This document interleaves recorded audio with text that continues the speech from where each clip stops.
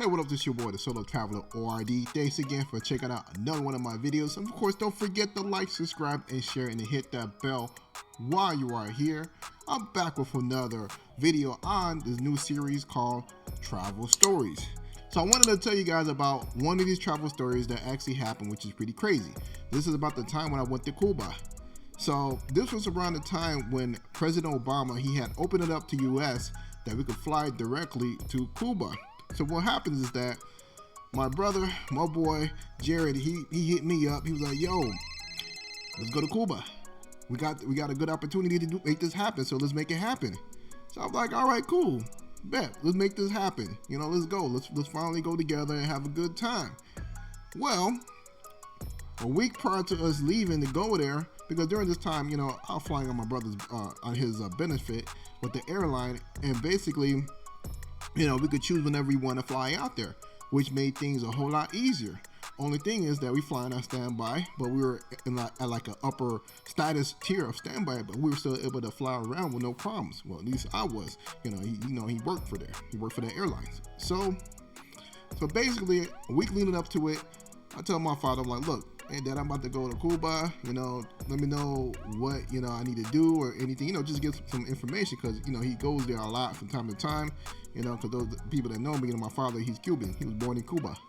So you're like, yeah, you're going down there. That's perfect. You know what? Do this for me.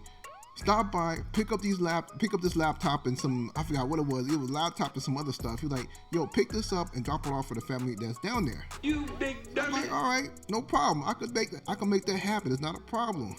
But the one thing that he neglected to tell me is how the family is down there. How dare you?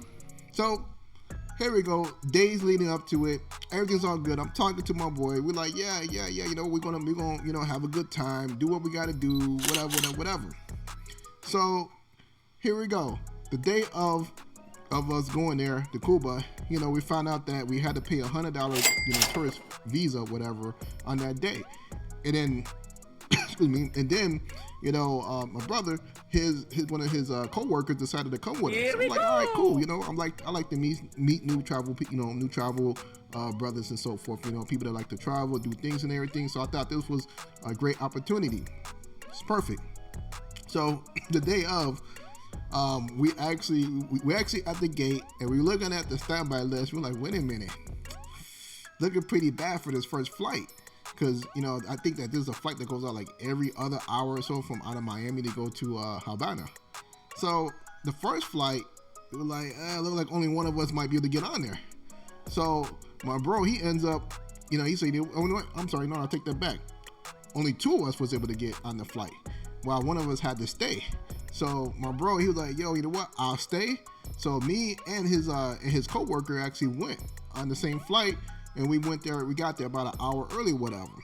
So we waited for him to come. So we waited at the airport for an hour. So while we there, you know, everything is all good. You know, we drinking the Cuba, you know, the Cuban coffee, got us something to eat. You know, we finally realized that there's no AC in the airport after being there 15 minutes, like wondering why we're sweating. But, you know, everything's all good. We're still having a good time.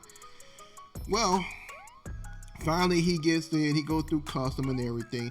And we're like, all right, let's go have a good time. So we catch a taxi, and, you know, basically go out to the Airbnb that I actually, you know, rented out, whatever, that I had on hold. So we get there, you know, everything, like I said, everything looking good. All we did was just dropped off our gear, our stuff and everything, and just head out. So we go out, we have a good time. You know, we went to Old Havana, and, you know, we had a good time, you know, just, you know, taking pictures, sightseeing and so forth. And then during this time, you know, my boy, his co-worker decided to go, you know, a different route. So somehow he separated from us, and we're like, all right, we don't know what happened, but, you know, he just went off his own way, whatever. So we're still doing our thing. We're just going through Old Havana, you know, just you know, trying to explore, see what is out there. So we probably out there for about probably 3 hours or something. So finally, we're like, shoot, you know what? You know, we're spending some money here on some stuff. Let's make sure we could, you know, make sure we have enough money to coast ourselves throughout, you know, these couple of days. Because those that don't know, our bank cards don't work in, you know, in Cuba because of the fact that, you know, the embargo and so forth. United States don't have any, you know, connection with Cuba. So, so we're like, all right, well, you know what? Let's slow down. Let's go to the house and see what's up. You know, let's try to make it happen. And of course, at the same time, you know, we can't use our cell phones because we'll get charged. You know, basically, you'll get charged from your wireless provider, as well as Cuba will charge you for using their wireless connection. So my phone is off and everything. You know, I'm not trying to get charged, whatever. So we finally go back to the Airbnb. We get there, and I see someone in the hallway. I'm like, I don't know who that is, you know. But I'm like, well, you know, look like they're waiting for someone, but I just kept it pushing. So I get back to the Airbnb, and basically I get on Wi-Fi, and that's when I found out that that person I was waiting was actually my father's husband. So I never met him before. I never seen a picture. So I said what up to them. I'm like, hey, how you guys doing and everything? You know, I'm sorry that I missed you guys. They're like, hey, we've been waiting here for you guys for an hour, you know, and you know, I think like an hour, 2 hours, something like that. And, you know, because of that, you know, you guys should come over to the house and spend some time with us because, you know, you guys kept us waiting. And I'm like, okay. You big dummy. Okay, whatever, that's no problem. You know, I'll do that. You know, we'll go and you know, meet you guys at the house, you know, get to meet the family and so forth. Now here's the thing about it. I did not know how they are. I did not know how they operate. This was the guilt trip. This was the first level of guilt trip. So after they left, they said, yeah, we'll meet you guys tomorrow morning. We'll meet, you know, we'll do whatever, you know, they'll come pick us up, whatever. Cool. So finally, you know, after they kicked it and everything, we found out that, you know, my brother coworker, he's actually there in the apartment. So we're like, you know, hey, what happened to you? What's going on? But we found out that after he left from us straight away, somehow he lost his money for the whole trip, you know, and that I guess he had some cigars that he bought that he had to sell those just so he could get to the apartment. So I'm like, oh man, whatever, you know, we're gonna take care of you. We got you. You know, we understand the situation, whatever. So basically that night we go out, we go to a nice restaurant, you know, got some good food, whatever. Everything, you know, is really nice. So we get back, you know, had a good night, fun, everything, party, whatever. Here comes the morning. I hear them knocking at the door like at 7 or 8 o'clock in the morning. I'm like, what the heck? Like, give me some time to get ready. So I'm like, all right, you know, I see how this is about to be. So, so basically we get ready. We jump in a taxi. We take this long little drive to go out to some barrio, and you know, I start meeting the family and everything, and everything's all good. You know, we were there kicking it and everything. You know, then comes about like we were there from like 8 o'clock. By the time after lunch, you know, we're sitting around. We're like, you know, me and all the guys. We're like, you know, I think it's about time for us to leave. You know, we're trying to, you know, let's go see some more of what Cuba has to offer. So we're talking with them, and we're trying to do everything possible to like let them know, like, look, you know, we want to leave for a little bit. You know, we'll be back tomorrow to see you guys, and and you know that we just want to, you know, visit everything else and so forth. You know, oh man, you're using the guilt trip, like, you know, this is our first time seeing you. You know, you should spend more time here. We're trying to get to know you, and this and that. We were like, whoa, you know, we wasn't expecting this, you know. So we're like, okay, but somehow we made it so that we could meet with them the next day. We bartered with them. Cool. So we leave them. We do some more sightseeing, you know, have a good time, you know, whatever. Then comes the next day. They're up early again at the apartment. And we're looking like, all right, let's do this again. You know, we're trying to make it work because, you know, you're being away and you're not trying to be up early while you're on somewhat of a vacation, whatever. So you're trying to, you know, pace yourself and enjoy yourself and so forth. So here they go again. You know, great people. Don't get me wrong. Great people. You know, hey, it's family, whatever. But they try to hold us hostage. Oh my God, we're like, you know, throughout the whole day. I mean, it was nice seeing some of the things that was going on. They took us to a Wi-Fi park where you pay for Wi-Fi, how you can get Wi-Fi and so forth. Because, you know, out there in Cuba, like I said, you know, Wi-Fi is basically, it's very important if you can get to it. Because it's not everywhere. You know, of course, we can't use our internet on our cell phones because it is way too slow for our devices. So we had a chance to do that. You know, we get back, next thing you know, it's like 3 o'clock, and we're like, yo, you know, what's going on? You know, we're trying to leave a little bit. We're trying to go do some stuff. And next thing I know, they're trying to get us to spend the night there. They're trying to get me to cancel my Airbnb. And I'm like, no, I'm not trying to do this stuff right here. You know, I got AC in my Airbnb. I'm not trying to trade that in. Stupid. You know, I got a little bit of hot water. I'm not trying to trade that in at all. So I'm looking like, what are you trying to do? Like, I'm not trying to do all that stuff. So finally, it seems like they were not trying to get the picture of what we're trying to tell them. And he said, that's the thing, that my father, he neglected to tell me about all this stuff. You know, I wish I knew this. I would have had like dropped it off somewhere and not, I showed him, but like, look, this is what's going on, and I'll see you guys later. I can't come to your place because, you know, we got this and this and this going on. Tell me that. But, you know, it was nice meeting family. So basically, it comes about 5 o'clock, and we're like, oh man, we gotta find a way to get out of this, you know what I mean? Because it seems like no matter every step of the way, they wouldn't let us leave. So finally, my boy's like, you know what? We're just gonna have to leave Cuba. And I'm just like, dang, I did not want to leave Cuba. You know, there was so much more for us to see. And basically, at the end, we're like, look, we got a flight that we gotta catch, and if we don't make it, it's gonna be some problems if we don't make it out of here by this time. So we jumped on the list. We're like, yo, we're about to leave. So finally they're like, okay, let's go. They help us, you know, take us to the airport. And we looked at it, we're like, oh man, we only got like an hour and a half to get to the airport. We're like, oh, we gotta go now. So basically we run all the way to the Airbnb. I canceled the Airbnb, got all my luggage, we got all our stuff. We rushed out of there, you know, really quick, and we run into the airport. And one of the things that happened with the airport is that since this taxi driver is not a real licensed taxi driver, so he couldn't take us all the way to, like, into the airport. So he took us out, he dropped us off like to the outskirts of the airport, and we had to walk the rest of the way. And I'm just like, no, this can't be happening. So we had to walk like 10 minutes.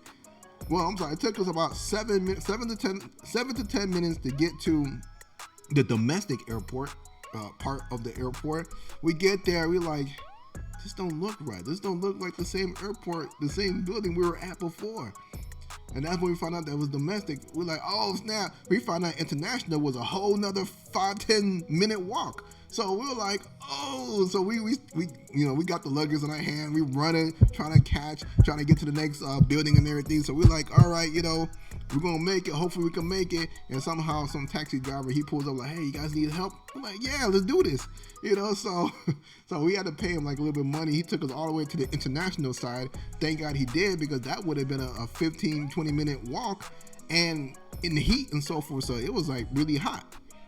So we get there, and you know, we see the line is long, and this is our flight.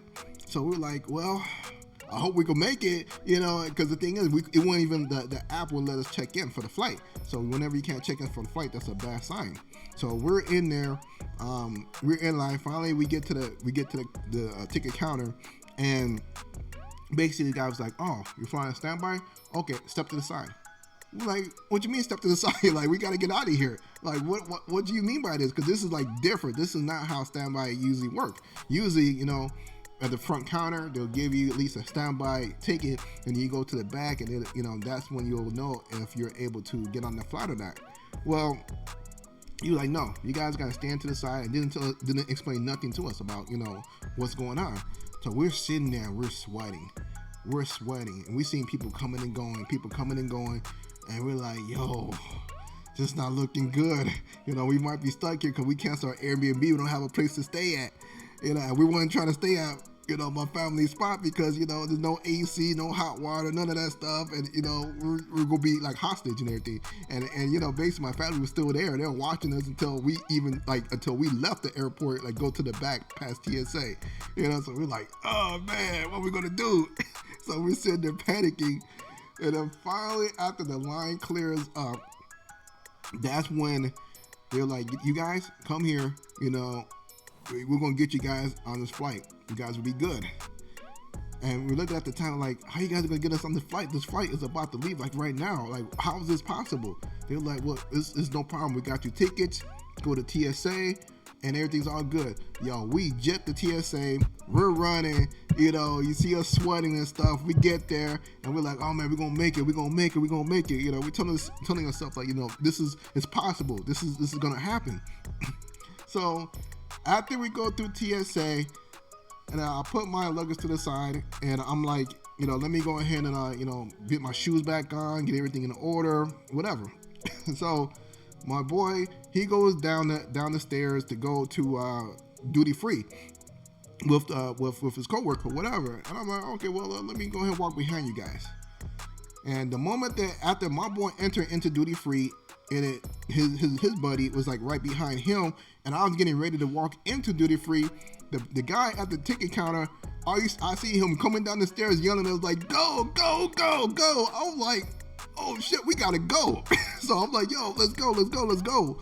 So we finally, we run to the gate, and we get there. Look like we're the last ones getting on the plane. So I was like the last one out of the three, and I actually sat near the front. So they all go to their seats in the back, a little bit further back, and I got this middle seat, and I sit down. And I'm sitting there like, something don't feel right. Usually I do something before I sit down. Why didn't I do what I did? Because usually I do something. And I'm just sitting there like, hey, this just don't seem right.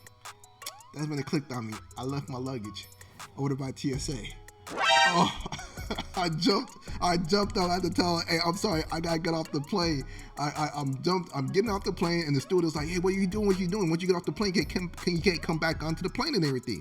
So I'm like, look, this is a situation. I left my luggage over by TSA, and you know, I gotta go get my luggage, or else that's all my stuff. That's everything that I have. Jesus. So they're like, well, you're taking a risk. Once you leave, you may not come back. I'm like, well, I gotta take this risk because that's all my stuff.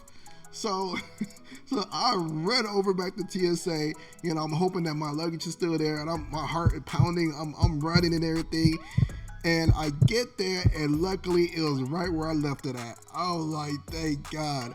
I was like, this is perfect. So I grab my luggage and I jet back. I'm running, trying to get there. I finally get back to the ticket counter, whatever it is, right before you get on the plane. And they're like, hey, you made it just in time. Because as soon as I walked through the doors, they shut the door behind me. I was like, ooh. I got on the plane, I put my luggage up, I sat down, and they shut that door, the plane door right there and then. I was like, oh, thank God, I just made it.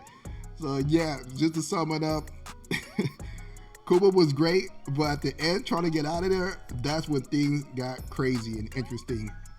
I enjoyed it. I enjoyed everything. It was nice meeting the family. However, I'm upset that someone didn't tell me what was to be expected dealing with the family over there. So in the end, we had a good time, you know, and it was just interesting that all that stuff happened. And at the end, I was just kind of blown away that I was able to make the flight at the last moment after all the stuff that we went through to try to catch that flight. Well, this is your boy, the Solo Traveler ORD. Thanks for checking out this video. Leave a like, subscribe, share, and I'm out.